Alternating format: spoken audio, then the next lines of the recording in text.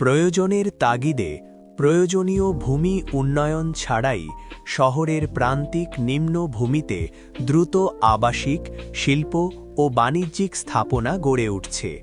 প্রয়োজনীয় রাস্তা, বৃষ্টির পানি ও পয়ঃনিষ্কাশন ব্যবস্থা ছাড়াই লক্ষ মানুষের বসতি গড়ে উঠছে।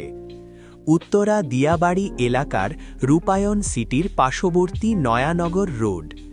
এই নয়ানগর এলাকার জলবদ্ধতা নিরসনে 1 কিলোমিটার পাইপ ড্রেন নির্মাণের কিছু বিবরণ।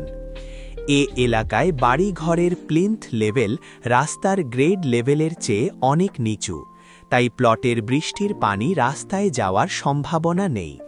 তাছাড়া ওই এলাকার কোনো ট্রিবিউটারি ড্রেনের সংযোগ বা ভবিষ্যৎ সংযোগের ব্যবস্থা পরিলক্ষিত হয় না।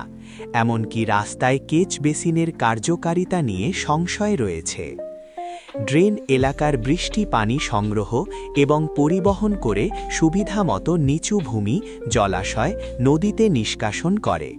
এই ড্রেনটির আউটফল সোনারগাঁও জনপথে খালপাড় ব্রিজে। খালটি মাটি দিয়ে ভরাট করা। দখল হয়ে যাওয়া মজা খালের ড্রেনের কিয়দাংশ পানি ধারণের ক্ষমতা নেই। জাম্বো সাইজের পাইপ ড্রেনটি দূষিত পানি ফেলছে এই খালে। বাস্তবে এই জাম্বো পাইপ দূষিত পানির সংরক্ষণাগার হিসেবে ব্যবহৃত হচ্ছে।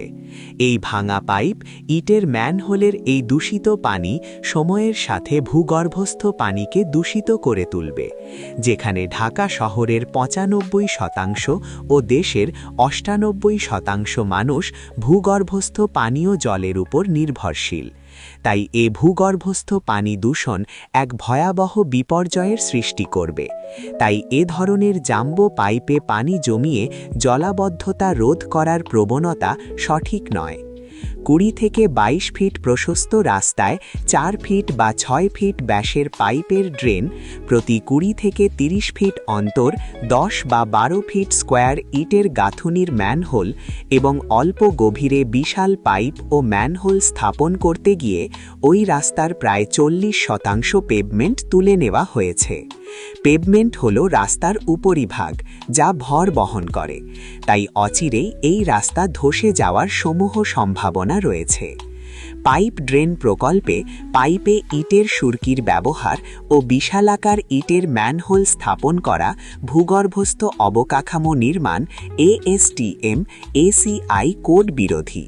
অজ্ঞতাবশত বছরের পর বছর সারা দেশব্যাপী এ ধরনের বিনিয়োগ দ্বিতীয়বার ভাবা দরকার।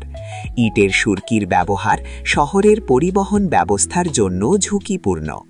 এ অবস্থা শুধু এখানেই নয়, মোহাম্মদপুর, মিরপুর, গুলশান, বনানী, তেজগাঁও, উত্তরা ইত্যাদি এলাকাতেও দেখতে পেয়েছি। এ ধরনের অনুমান নির্ভর অকার্যকর ডিজাইন ও নির্মাণ অভ্যাস প্রতিটা স্থানীয় সরকার প্রতিষ্ঠান, এমনকি LGEDর ড্রেনেজ প্রকল্পে প্রযোজ্য। ভবিষ্যতে কার্যকর ড্রেনেজ প্রকল্পের ডিজাইন ও ইঞ্জিনিয়ারিং অডিট করা ও ড্রেনেজ প্রকল্পে ট্রেনিং দরকার।